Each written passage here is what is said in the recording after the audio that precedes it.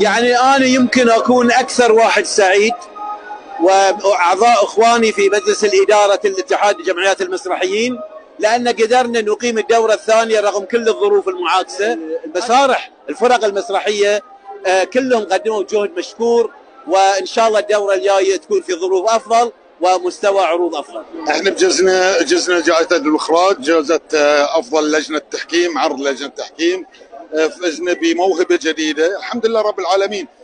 احنا كنا نراهن في مسرح وال بعمر التاريخي 53 سنة ان آن الأوان ان ذي الشياب شوي يتراجعون ونعمل صف جديد شباب، والحمد لله ربنا وفقنا، ومجموعة الخمسة هذه تآلفوا مع بعض، وهذه مجموعة للمسرح البحرين وليس للأول بس، هذه للحراك المسرحي في المستقبل. ألف مبروك لهم وللجميع إن شاء الله. النجاح، هذا الحضور، الجوائز اللي حصلوها المتبارين المتنافسين الأحبة، اللي احنا مسوين شراكات أصلا. يعني لو بتلاحظ في دفاتر العروض بتلاقي الممثلين هذين أو المشاركين أو كانوا الفنيين أيا كان، في نوع من يسمونه شغله او شو يسمونه خلط بين المسارح. في مسرح تلاقي 3 أو 4 مسارح مشتركين في عرض واحد، هذا نجاح لكل المسرحيين.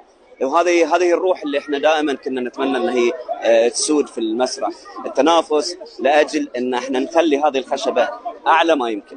هذا التنافس اللي يخلينا احنا كممثلين كفنيين كمشتغلين في المسرح نقول ان المسرح عالم اكبر من الجائزه.